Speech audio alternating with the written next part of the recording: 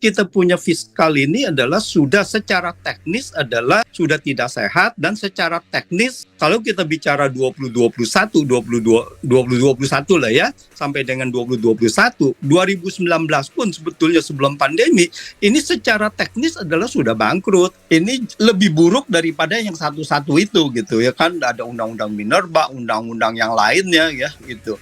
Justru ini omnibus ini, Cipta Kerja ini sangat buruk sekali gitu.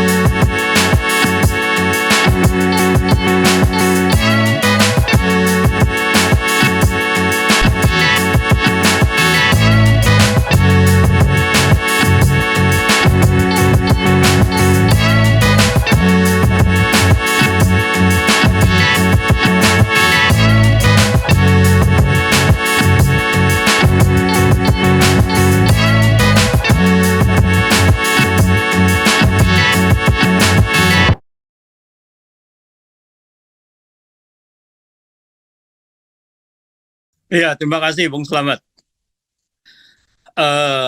Beberapa hal ya mengenai utang ini.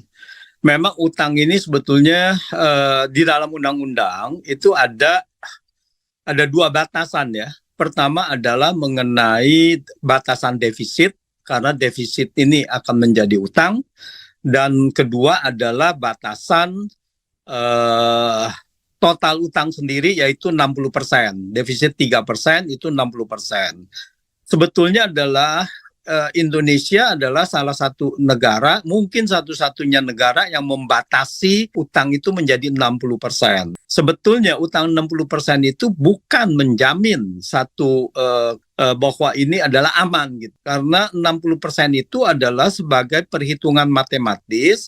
Kalau utang itu 3%, kalau pertumbuhan ekonomi real adalah 5%, maka konvergens dia akan menjadi 60%, yaitu utang yang bertambah terus dengan pertumbuhan ekonomi, dia akan konvergens kepada 60%. Itu.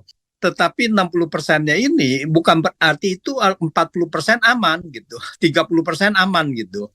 Nah, itu tergantung dari utang ini ada dua komponen, yaitu utang di dalam negeri dan utang terhadap luar negeri. Utang luar negeri itu terdiri juga dari tercampur dengan utang swasta dan utang BUMN juga gitu ya, kalau utang luar negeri.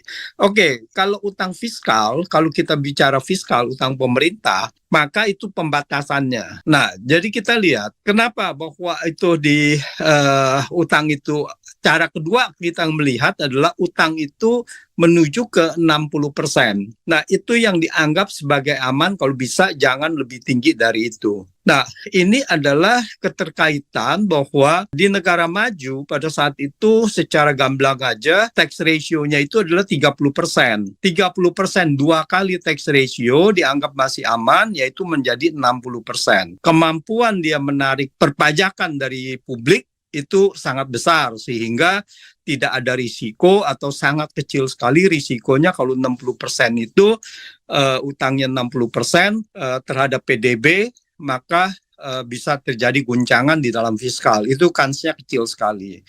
Nah, kalau kita lihat Indonesia, rasio penerimaan perpajakan Indonesia adalah cuma 10%. Jadi harusnya kalau memakai tolok ukur seperti itu, maka kita bilang bahwa yang cukup aman adalah 20%, 2 kali lipat dari rasio penerimaan pajak. Dan sekarang sudah 40%, berarti ini sudah over, ya, sudah berlebihan. Nah, di mana kita bisa lihat bahwa utang ini sudah berlebihan?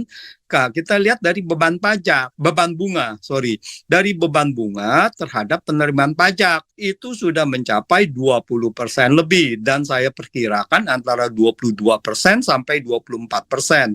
Dari penerimaan pajak itu kita 20% lebih, sekitar 22% sampai 24% harus bayar bunga. Nah, artinya kita punya sustainability fiskal, keseimbangan fiskal ini dalam bahaya. Nah, tadi yang dijabarkan oleh Bung Muhammad Hatta bahwa yang lain-lainnya biaya pengeluaran belanja yang lain-lainnya itu kecil, itu sebagai konsekuensi karena kita bayar bunganya sudah 20% dari kita penerimaan pajak, bahkan 22%.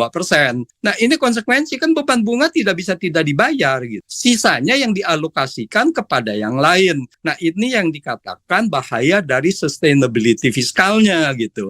Kebayangkan kalau kita cuma 10% kita bayar bunga, ya, dari kita punya penerimaan pajak, berarti kita bisa memberikan mengalokasikan belanja negara itu ke pos-pos yang lainnya yang dibutuhkan gitu. Dan masalahnya adalah Indonesia ini sangat, ya, rakyat miskinnya banyak, bantuan sosial dan sebagainya itu diperlukan, tetapi kita tidak ada biaya pendidikan, ya, mengenai belanja untuk pendidikan, kesehatan, ini semua menjadi korban gitu. Nah, ini yang membuat rakyat miskin tidak bisa atau sulit untuk dientaskan, diberantas, menjadi meningkatkan pengurangan rakyat miskin ini menjadi sulit gitu. Nah, ini konsekuensi dari fiskal kita. Gitu. Sementara itu, Bung Slamet.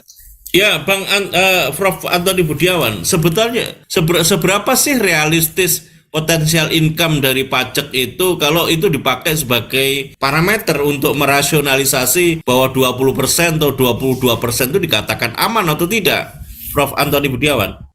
Ini rasio antara beban bunga dengan kita punya penerimaan perpajakan, itu betul. Itu ada garisnya yang dihitungan oleh IMF. IMF mengatakan itu sebaiknya adalah di bawah 10%. Nah, kalau kita lihat negara-negara maju seperti yang kita bilang misalkan Jepang itu katanya utangnya kan besar sekali, 260% dari dia punya PDB. Nah, kita cuma 40%. Katanya Jepang boleh 260% atau yang lain-lainnya begitu. Tetapi mereka punya pendapatan pajak, penerimaan perpajakan juga tinggi dan bebannya sangat rendah. Bayangkan, government di sana itu membayar pajak, membayar beban bunga itu palingan cuma 0,1%, 0,2% gitu, dibandingkan kita 6%, coba berapa kali lipat gitu. Jadi kalau 1% aja 6 kali, kita 6% aja udah 6 kali lipat. Berarti kalau dia 0,1%, 60 kali lipat. Berarti dari kalau kita 40% kita punya itu rasio pajak kita terhadap rasio utang terhadap PDB, maka ekuivalen dengan 2.400%. Kalau 60%-nya, berarti Jepang 260% itu sangat ringan gitu masih. Nah, inilah karena beban bunganya itu sangat kecil sekali.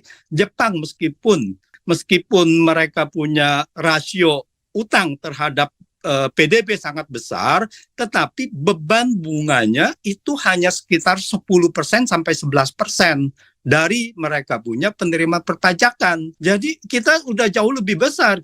Saya perkirakan tahun ini kita menjadi 22% sampai 24% gitu.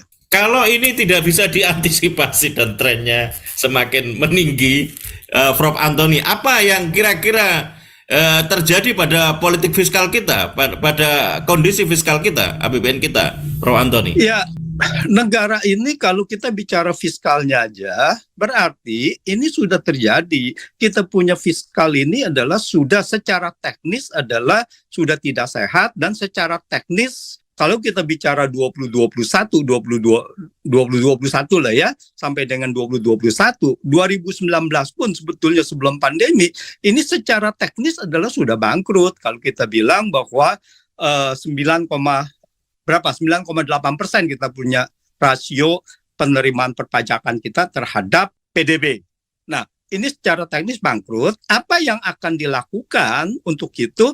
Makanya pemerintah sejak 2019 sudah mengajukan undang-undang perpajakan yang baru, yaitu menaikkan PPN. Dan pemerintah PPN itu 10 sampai 11%, tetapi pemerintah masih bisa menaikkan sampai dengan 2025 itu satu paket ya menjadi 15% gitu. Jadi ini sudah artinya pada saat itu membuktikan bahwa pemerintah secara teknis sudah bangkrut, tetapi pemerintah tidak bisa bangkrut karena apa? Karena mempunyai suatu kewenangan untuk mengambil harta rakyat gitu, yaitu melalui pajak. Prof, iya itu kan terdokumentasikan dan merupakan substansi dari Undang-Undang Omnibus Law-nya pajak, yakni harmonisasi peraturan perpajakan yang di situ dimuat ketentuan di antaranya yang Prof tadi sebut beberapa.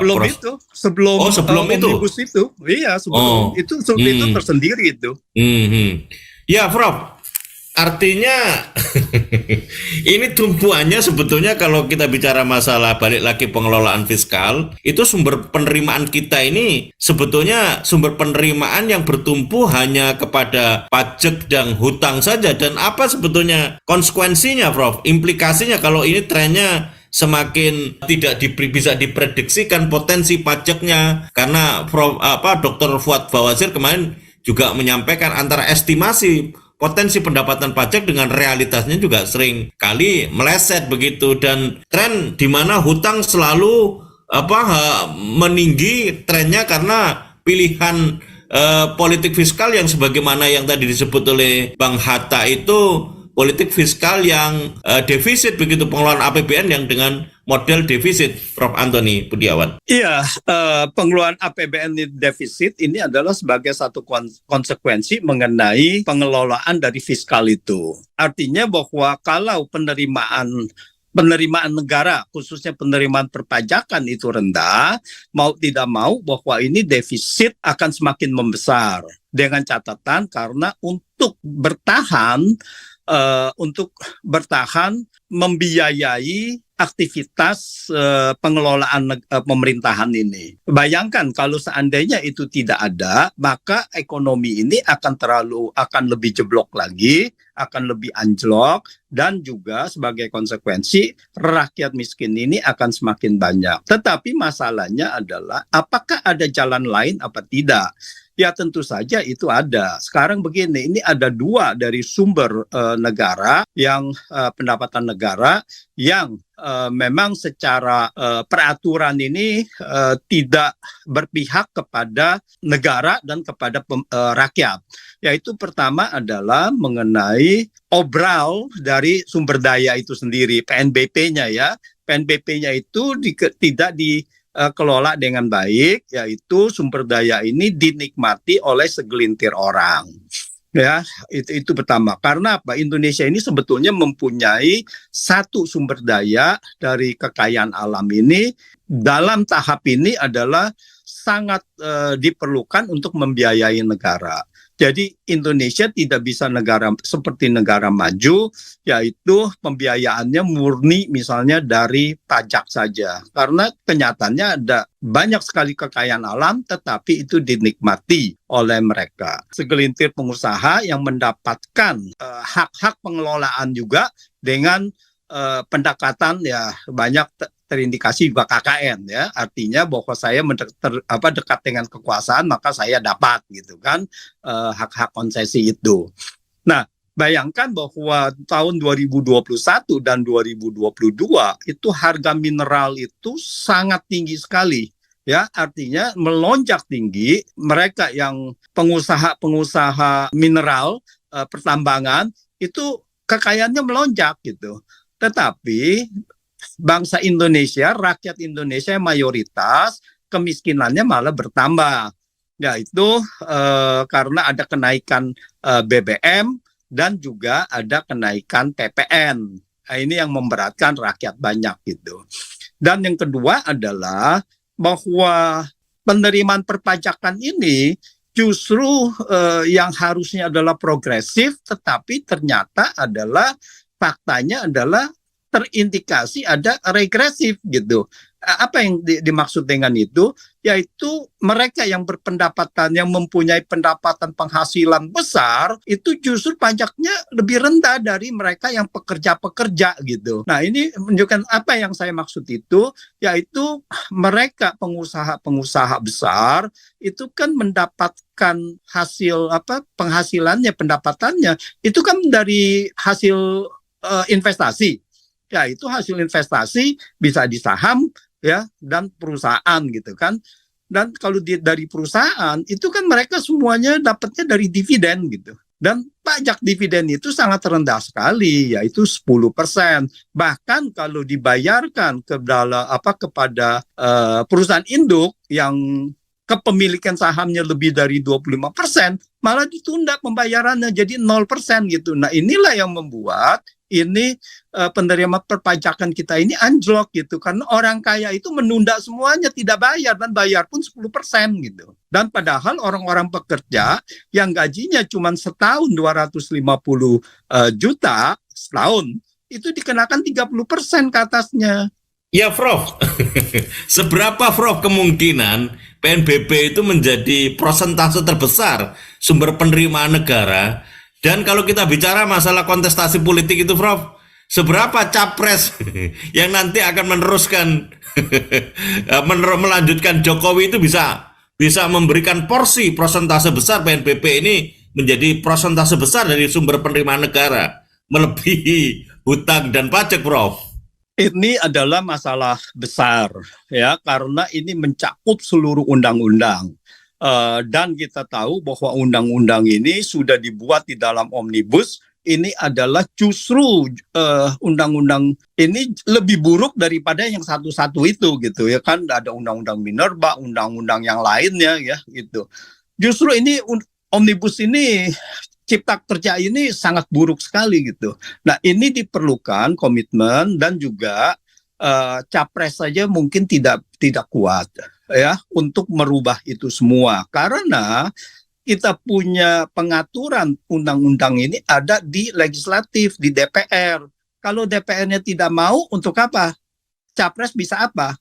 Presiden itu tidak bisa apa-apa juga gitu. Jadi yang intinya adalah di sini semuanya tersandera oleh partai politik. Nah, ini yang harus masyarakat harus memahami bagaimana menuntut agar partai politik ini berpihak kepada rakyat, karena undang-undang ini dibuat oleh mereka gitu. Jadi benar bahwa Cipta Kerja itu diusulkan misalkan oleh pemerintah dan kemudian Perpu, tetapi kan DPR kan bisa menolak gitu. Nah, ini kan tidak gitu, malah disahkannya Perpu yang terindikasi melanggar konstitusi pun disahkan kan gitu. Ya, karena semuanya kan koalisi pemerintahan, Prof. Itu kan suaranya sama, kepentingan antara eksekutif dan yudikatif, Prof. Yang terakhir, Prof. Justru gini, Prof. Cara melihatnya dibalik gitu. Pemerintah ini memang adalah ini koalisi pemerintah, tetapi sebetulnya ini adalah koalisi antar partai gitu kan, antar parpol gitu kan, karena mereka yang mengontrol pemerintah dan mereka mengontrol di parlemen gitu. Sebetulnya pemerintah ini, mereka kan sebagai pengawas pemerintah gitu. Jadi yang pertanyaannya adalah partai politik ini yang mengontrol ke pemerintah, selama mereka juga dapat untung, dapat ini, ya mereka akan mendukung pemerintah. Tetapi begitu mereka tidak dapat keuntungan dari apa yang di kebijakan pemerintah, mereka akan berontak. Dan kita lihat sekarang satu-satu sudah mulai ada partai yang berontak-berontak kan gitu kan. Iya, Prof, seberapa, Prof? Itu kan kita bicara soal politik fiskalnya Ansih ya, dalam standar-standar norma yang tadi Prof sudah sampaikan, regulasinya serta referensi International Monetary Fund juga menjadi bagian yang tidak terpisah sebagai koridor pengelolaan fiskal kita. Seberapa jauh, Prof, sebetulnya kalau kita bicara masalah pengelolaan fiskal dan persoalan korupsi ini, Prof? Korupsi sebagai bagian tidak terpisah kalau kita bicara masalah tata kelola negara yang direpresentasikan dari pengelolaan fiskal kita. Belum lagi dikaitkan dengan persoalan politik moneternya, Prof. Ya, ini korupsi ini kan sudah ya apa? Kalau kita bilang sudah mendarah daging ya, sudah menyusup kemana-mana gitu seolah-olah. Jadi di mana-mana pun ini pasti ada kelihatan lagi ini korupsi di sini, korupsi di sana gitu. Ini eh, sudah ya sudah dalam batas-batas yang sangat membahayakan dan dilakukan semuanya bersama-sama.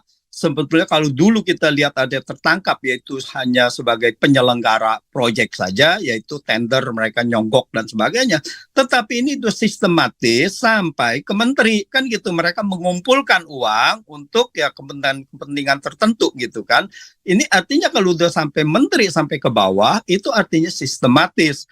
Itu ya kalau kita lihat ingat lagi di Kementerian Keuangan ada 349 triliun ya transaksi yang mencurigakan ya, transaksi katanya in out tetapi ya whatever, bahwa di situ angkanya adalah gigantis sekali, sangat besar sekali, dan itu melibatkan semua dari direktur sampai ke bawah gitu. Itu tidak bisa kalau tidak berjamaah kan gitu. Nah, ini yang harus tentu saja bahwa korupsi ini kita sudah lihat ini uh, indeksnya adalah sudah terbukti adalah turun merosot sangat parah sekali dari 2019 dari 40 ke 34 skornya ya, semakin rendah semakin buruk. Apa artinya? Artinya pada tahun 2019 ke 2022. Artinya itu terjadi 2020, 2021 dan 2022. 3 tahun di masa pandemi di mana defisitnya tidak terbatas. Ini adalah dijadikan untuk apa? Untuk merampas dari uang publik ini kepada mereka. Kan kalau kita lihat di Kominfo ini kan anggaran untuk tahun 2020 sampai dengan 2022 kan, dan banyak sekali di tempat itu juga segitu semua. Jadi yang paling besar adalah tahun di masa pandemi dengan defisit, bayangkan untuk 2020 defisit itu hampir 1.000 triliun dan utang yang jadi defisit ini ada satu pembiayaan anggaran namanya, dan ada pembiayaan untuk keseluruhannya adalah utang. Yaitu tahun 2020 itu 1.226 triliun gitu. Jadi 3 tahun ini kita punya penambahan utang itu 2.800 triliun. Dan ini kalau seandainya kita bilang pengelolaan negara ini 20% bocor atau 30% bocor, itu sudah berapa gitu? Itu sudah sekitar 800 triliun sampai 1.000 triliun gitu yang bocor. Dan dampaknya apa? Dampaknya adalah kemiskinan itu meningkat karena mau tidak mau alokasi dari APBN tadi dibuat ke proyek-proyek yang kemudian dinikmati oleh segelintir orang. Nah, bahwa yang lainnya, misalkan kebutuhan dari masyarakat kelompok bawah, harga BBM, itu malah dinaikkan gitu. Mereka tidak mau memberikan sedikit pun ke situ, malah dinaikkan biar masyarakat yang harus menanggung, dan di sini terbukti meningkatkan jumlah rakyat miskin. Iya, Prof, kalau kebocorannya aja 800 sampai 1.000, itu kan jika dibandingkan dengan APBN kita 2023 yang angkanya 2.300, 2.400, sekitar 30 sampai 40%-an itu, Prof. Prof, terakhir, Prof, akhir yang paling terakhir, Prof. Apa rekomendasinya Prof Antoni ini? Melihat tren pengelolaan fiskal yang ditunjukkan setidaknya oleh utang yang semakin meningkat ini, Prof Antoni, dan korupsi yang semakin sistemik, Prof. Gini, ini kan negara ini kan sebetulnya milik rakyat. Artinya kedaulatan ada di tangan rakyat kan gitu. Tetapi rakyatnya sendiri merasa tidak memiliki negara ini. Jadi rakyatnya sendiri merasa ya kita in the cost saja di republik ini kan gitu. Mereka mau ngapain pun ya kita semuanya in the cost, kita tidak ada hak untuk bicara. Nah, harusnya adalah rakyat berbicara yang lebih lantang gitu. Ini bukan uang Anda gitu. Ini uang rakyat gitu. Itu rakyat yang harus benar-benar menuntut ke situ gitu, menuntut haknya gitu. Lalu jangan bilang setelah pemerintah mengatakan bahwa enggak, ini ya artinya diadakanlah suatu tindakan-tindakan yang kita tidak boleh protes dan rakyat diam gitu. Nah, ini yang tidak boleh berlanjut. Artinya menuntut bahwa ini semua korupsi harus dituntaskan, harus diusut sebaik-baiknya, dan pengelolaan negara harus dijalankan sepenuhnya menurut undang-undang dan undang-undang dasar. Undang-undang dasar mengatakan bahwa pasal 33 ayat 3, kekayaan bumi dan air dan kekayaan alam yang kandung di dalamnya harus digunakan sebesar-besarnya untuk kemakmuran rakyat. Dan pasal 23 Undang-Undang APBN bahwa APBN itu dibuat setahun sekali berdasarkan undang-undang, dibicarakan dengan DPR, dan digunakan sebesar-besarnya untuk kemakmuran rakyat gitu. Nah, ini yang harus dituntut, ini konstitusi gitu. Konstitusi adalah hak rakyat gitu. Tapi ya jangan rakyat kalau semuanya didiamkan, ya tentu saja mereka yang itu akan secara mudah menyalahgunakan ini semua kalau kita semua diam gitu kan. Nah, ini juga merakyat diam adalah ikut bersalah membuat situasi korupsi ini merajalela gitu. Karena tidak ada fungsi, kita tahu bahwa fungsi dari DPR itu sudah tidak berjalan sebagai semestinya, maka rakyat yang harus mengambil alih, mengkritik ini semuanya gitu. Ya, saya melakukan apa yang di dalam kapasitas saya gitu kan, ya bersuara dan sebagainya, menulis, ya itu yang saya lakukan gitu. Yang lainnya juga harus begitu, jangan kita podcast gini ya ngomong gitu kan, harus disuarakan di luar dari ini juga gitu. Demikian Bung Slamet.